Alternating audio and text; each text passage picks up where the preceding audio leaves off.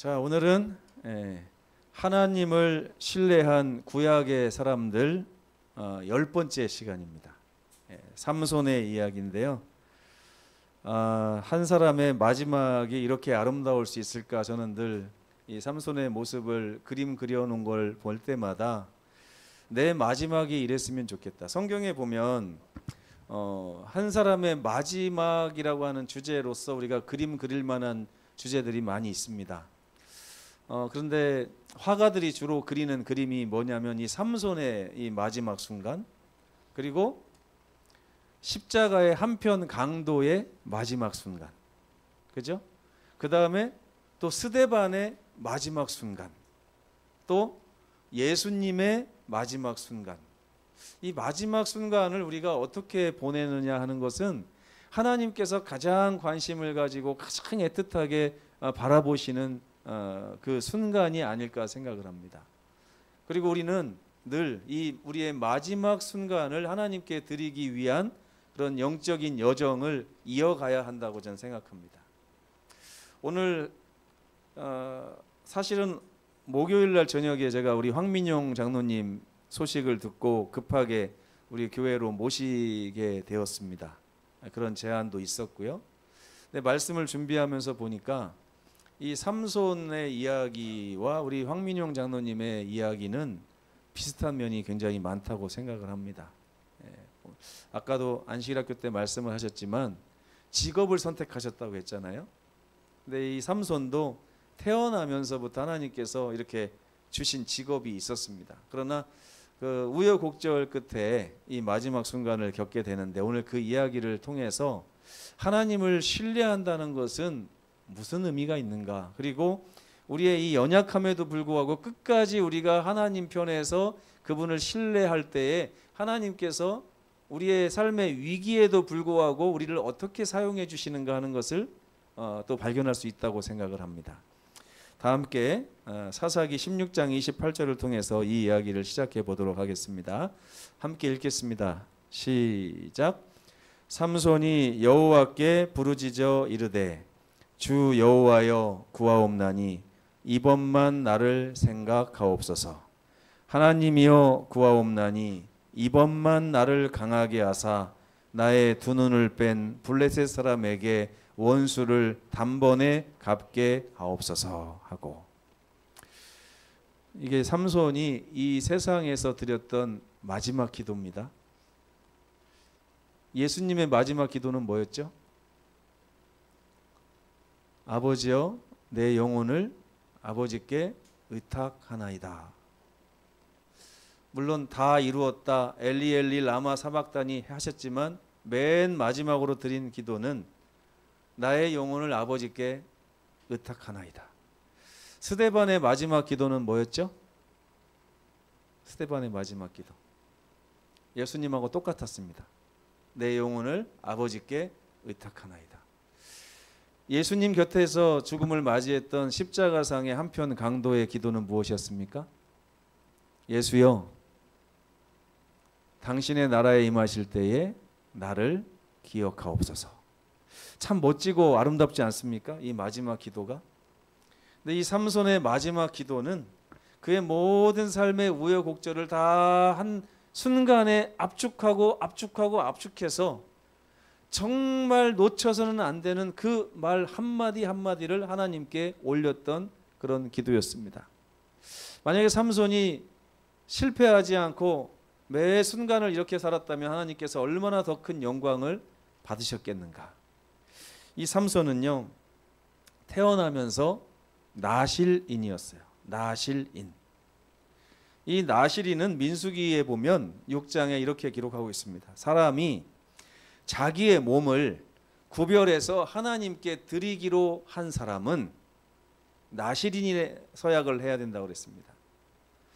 이 나실인의 서약은 뭐냐면 자기의 몸을 하나님의 것으로 구별해서 하나님 안으로 온전히 드리는 그런 헌신의 삶을 얘기합니다.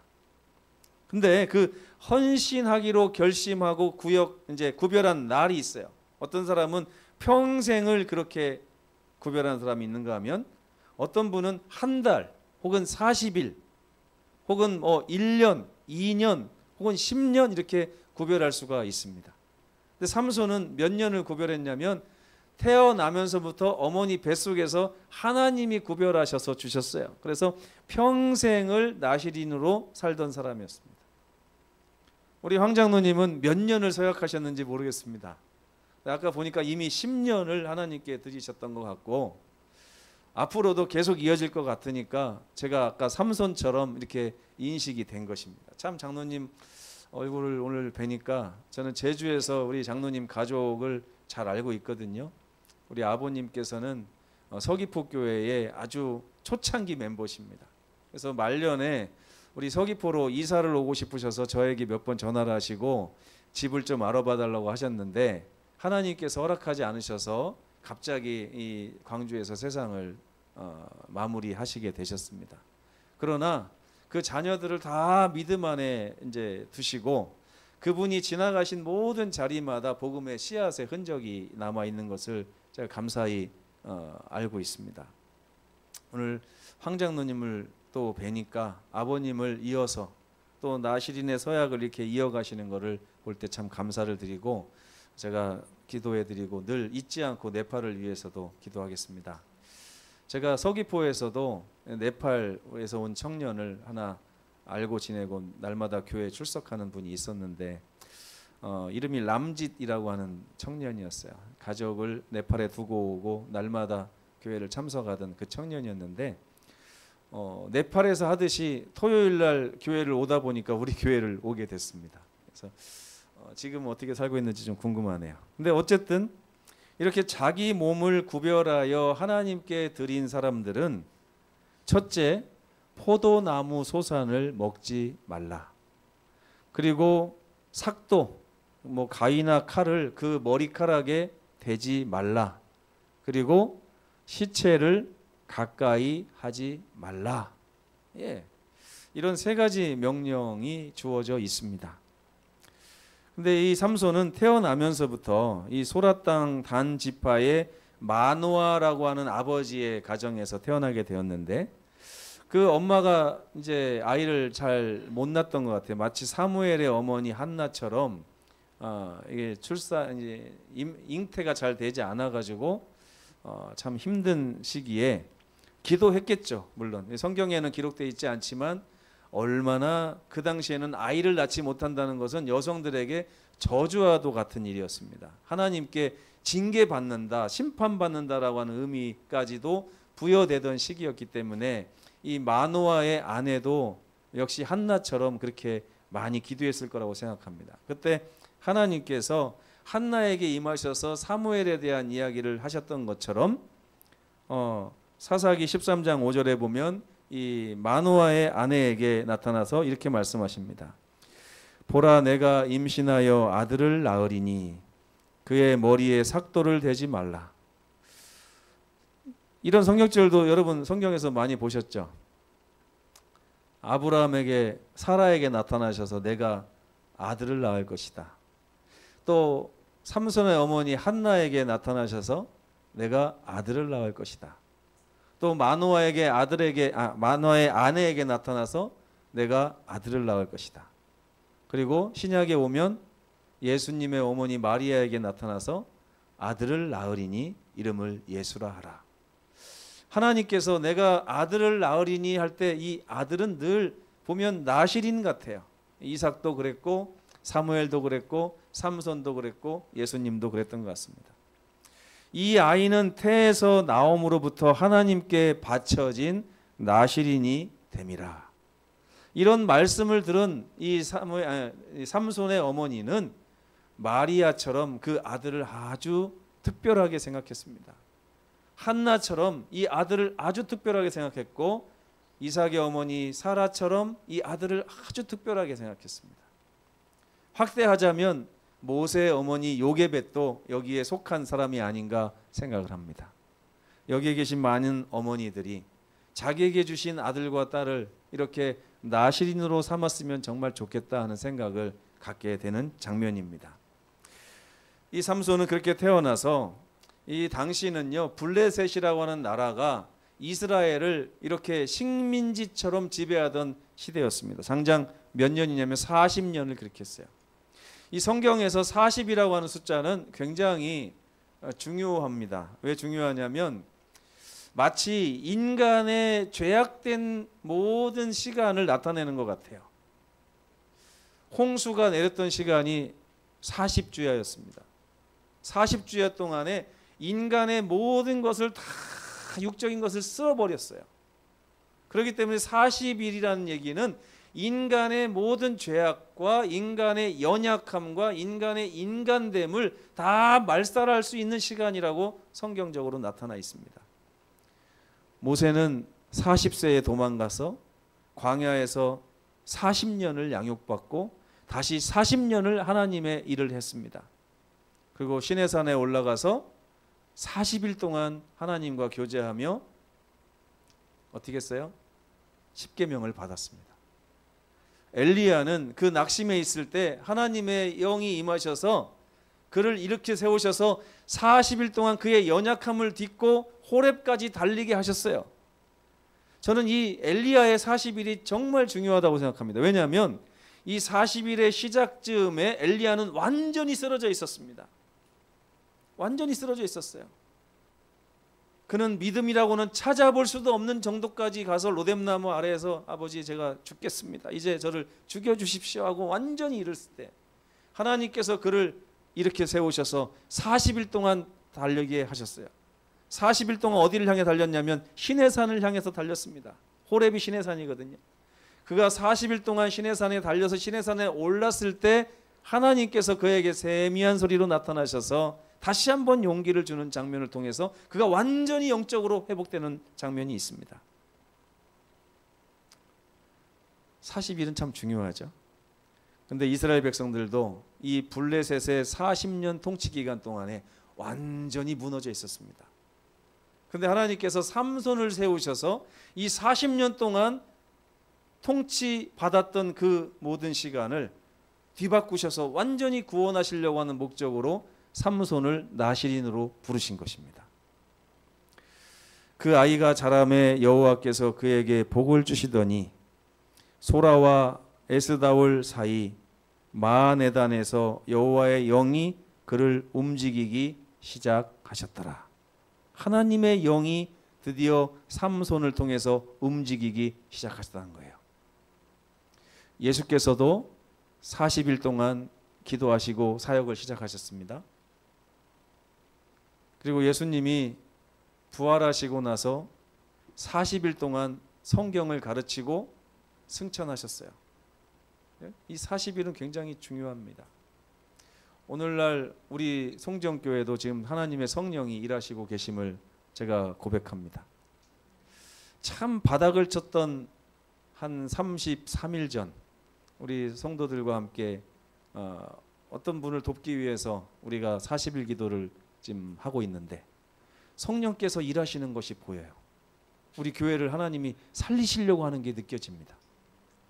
정말 저는 이번 10월이 기대됩니다. 하나님께서 우리 성도들을 어떻게 깨우셔서 이 호남의 등불로 사용해 주시고 그 110년 전에 이 호남의 복음을 시작하셨던 바로 이 장소에서 하나님께서 다시 한번 우리 호남 앞에를 깨우시려고 하는 이 역사를 이미 시작하셨다는 생각 때문에 제가 매일매일 기도하면서 가슴이 벅차오릅니다. 오늘 장로님을 또 보내주셔서 우리에게 이 네팔의 이야기를 통해서 한 100교회가 간판을 바꿔달으려고 한다고 하는 이 놀라운 소식을 전해주신 걸 보면서 또 한 번 감동을 받습니다. 여러분, 하나님 살아계시고 하나님 지금 일하시고 계십니다. 여러분 함께 일어나시면 정말 좋겠습니다. 성령께서 일하시자마자 오순절에 이스라엘 백성들이 성령을 받고 일어났던 것처럼 삼손은 특별한 은사를 받게 됩니다. 큰 힘을 갖게 된 것이에요. 그 당시는 블레셋에 여러분 보시면 알겠지만 블레셋은 장대한 민족입니다. 골리앗, 그죠? 골리앗의 형제들도 다 용사들이었다고 그랬습니다. 그 용사를 다윗이 이렇게 꺾었잖아요. 근데 그 전부터 블레셋은 이렇게 이스라엘을 끊임없이 괴롭히던 민족들이었습니다. 그렇기 때문에 하나님께서는 그 장대한 민족을 이길 수 있는 큰 힘을 삼손에게 허락하신 것 같아요. 그는 맨손으로 사자를 찢습니다. 그리고 아스글론이라고 하는 블레셋 도시에 가서 30명을 쳐 죽이기도 하고 나귀의 턱뼈를 가지고 사람들을 1000명이나 쳐 죽이기도 하는 엄청난 사역을 했습니다. 살인이 어떻게 사역이 됩니까? 하지만 하나님께서 명령하신 일은 그 어떠한 일이라 할지라도 하나님이 주관하시는 하나님의 사역이 되는 것입니다. 그런데요, 그 삼손이 함정에 빠지게 됩니다. 무슨 함정에 빠지게 되냐면 자기의 힘으로 인하여 사람들이 자기를 높이고 자기 중심으로 다 모이고 블레셋 사람들은 자기를 두려워하고 추종하는 사람들이 많고 따르는 사람들이 많다 보니까 그가 교만해지기 시작했어요. 이 교만이라는 게 뭔지 아세요, 여러분? 나에게서 나오는 모든 것이 하나님 것이 아니라 내 것이다 라고 하는 게 교만입니다. 하나님이 나에게 주신 이 시간이 하나님 것이 아니라 내 것이라 생각하고 시간을 사용하는 것 교만입니다. 하나님이 나에게 주신 이 재물들, 재능들 내 것이라고 생각해서 내 것처럼 사용하는 것이 교만입니다. 근데 삼손이 이 하나님의 영으로 인하여 이렇게 움직임으로 얻게 된 하나님의 능력을 어느 순간 자기 것이라고 생각하게 하는 사탄의 음성에 넘어갔습니다.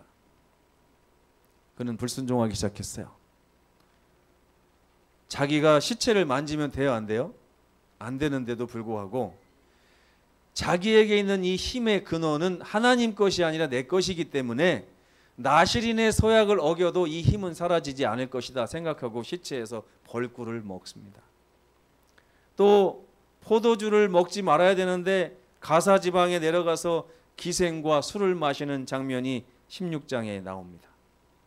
나중에는 거기에 여자와 사랑에 빠져갖고 이 들릴라라고 하는 여인에게 나실인의 비밀을 토설합니다.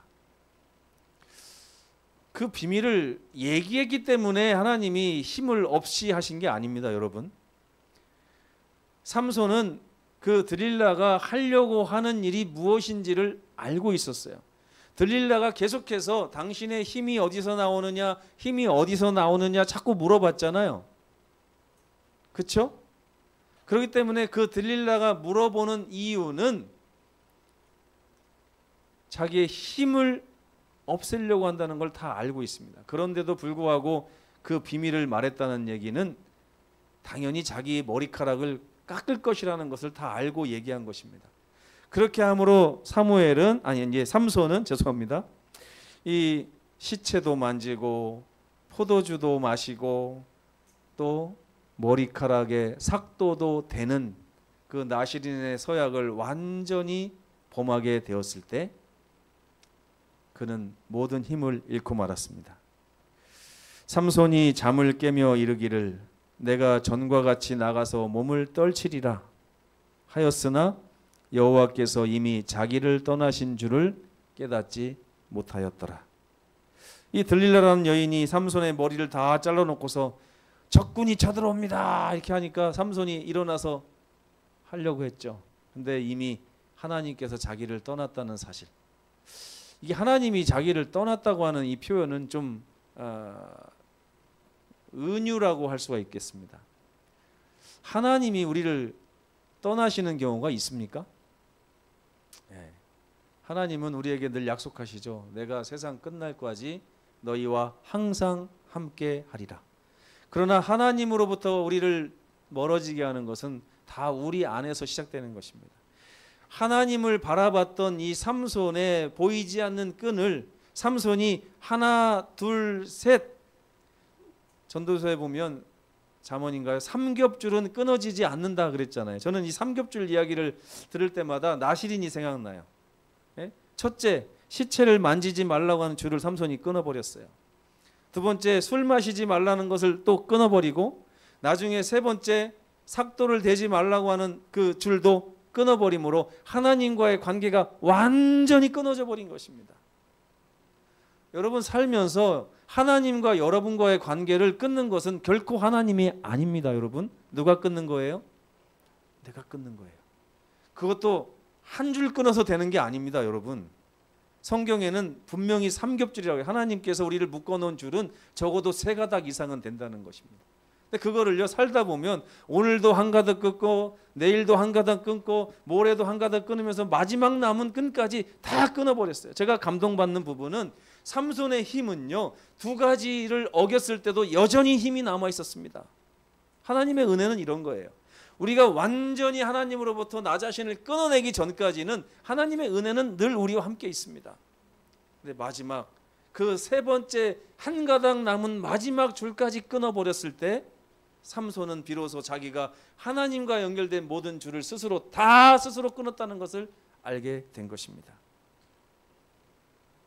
여러분, 하나님이 선택한 하나님의 백성들이 스스로 하나님과 연결된 줄을 끊어버렸을 때 마귀는 그 사람을 웃음거리로 만듭니다. 기억하십시오. 여러분, 우리의 이 아름다운 또 놀라운 거룩한 삶이 스스로 하나씩 끊어내는 하나님과 연결된 줄을 끊어내는 이 행위를 통하여 완전히 하나님과 끊어지게 되면 우리는 아주 순식간에 세상 사람들의 웃음거리로 전락하게 되는 것입니다. 20년 동안 블레셋 사람들이 벌벌 떨었어요. 삼손만 나타나면. 삼손의 그 큰 힘을 두려워하여 그 덩치가 장대한 이런 사람들이 삼손 앞에만 보면 아주 어쩔 줄을 모르고 고개를 굽신굽신하면서 꼼짝을 못하던 그 때였습니다. 하지만 그가 힘을 잃었다는 소식이 다 퍼지면서 그는 순식간에 웃음거리로 전락을 하게 됐습니다. 여러분 보세요. 아까도 삼겹줄이라고 했잖아요. 사단도 삼겹줄을 가지고 있습니다. 사사기 16장 21절에 보니까 블레셋 사람들이 이제 드디어 힘이 빠진 그를 붙잡았습니다. 첫째, 눈을 뺐어요. 눈을 뺐어요. 여러분 계시록에 보면 라오디게아 교회 사람들의 특징이 뭡니까? 눈이 멀은 거예요.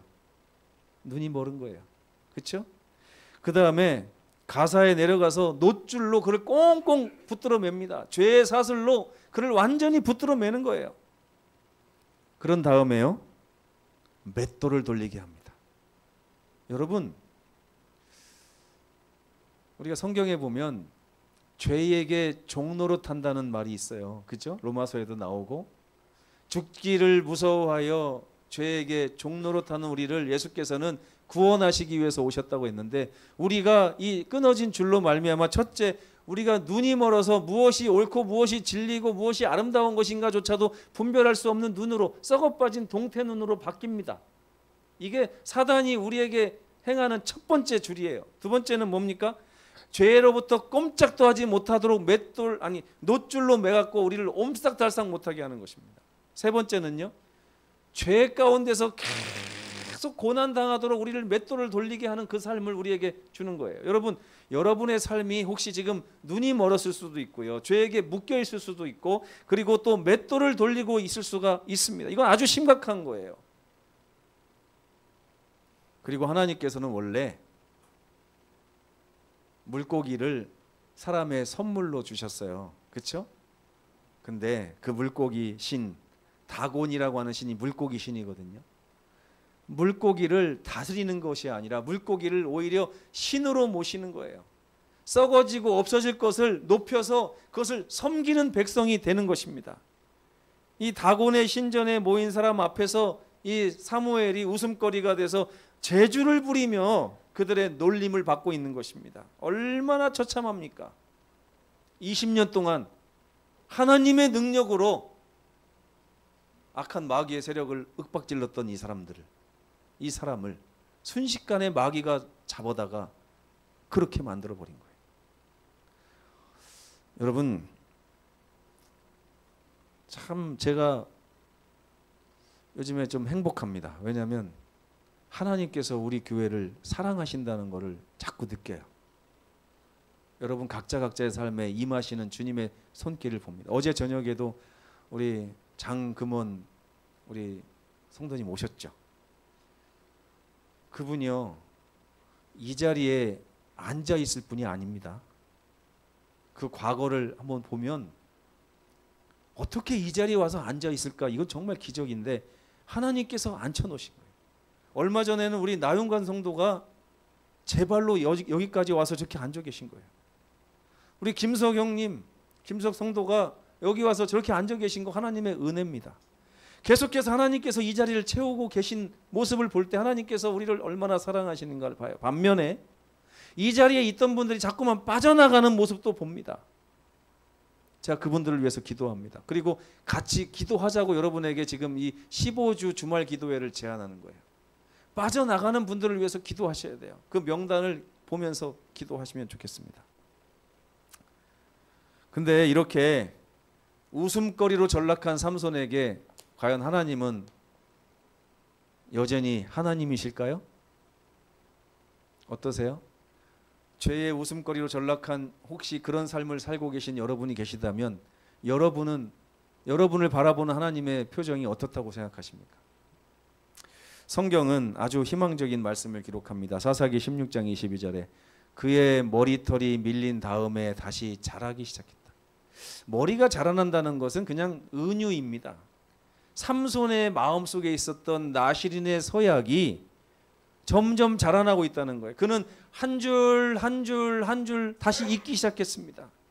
시체를 만지지 않고 포도주를 먹지 않고 그다음에 머리에 삭도를 대지 않았다는 이 행위가 중요한 것이 아니라 그 마음으로부터 한 줄 한 줄 한 줄 하나님과 연결하고 있었다는 것입니다. 그렇게 하나님과 모든 줄이 다 연결됐다는 것이 여기 사사기 16장 22절에 나옵니다. 맨 마지막에 끊어졌던 그 줄이 다시 연결됐다라고 표현하고 있는 거예요.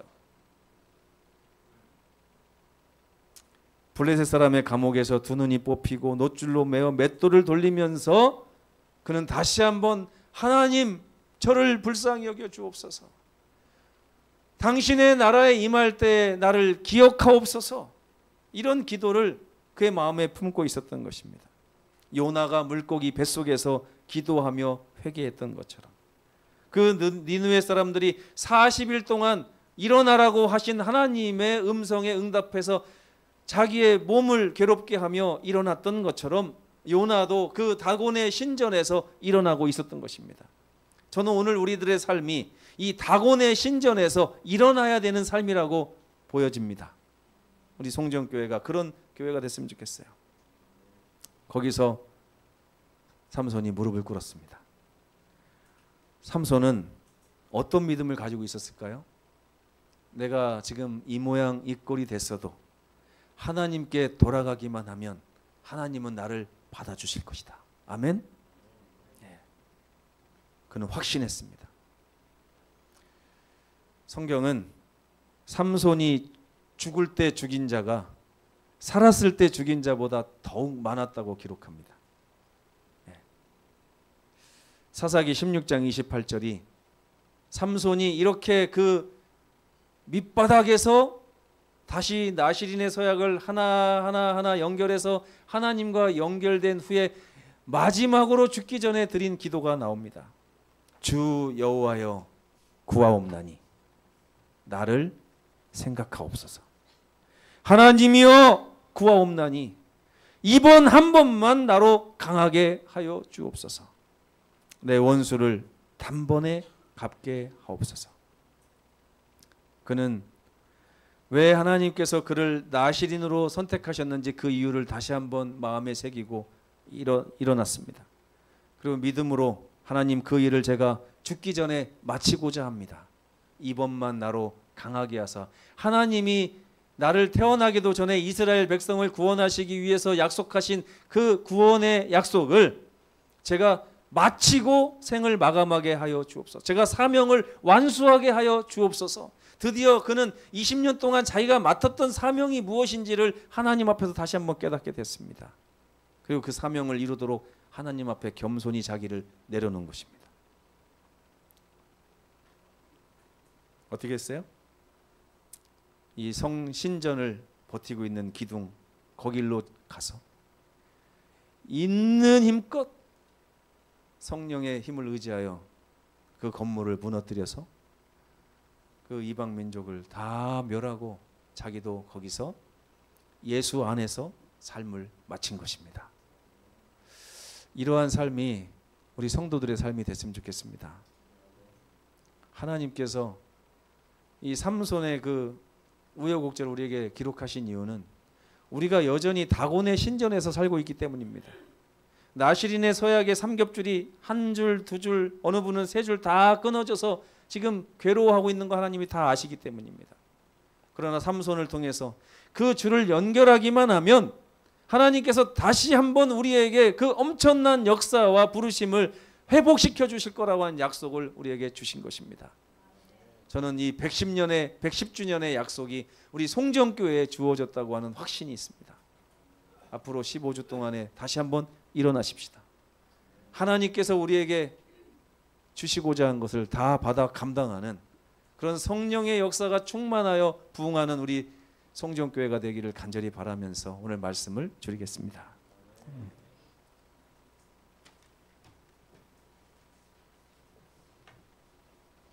헌금 시간입니다.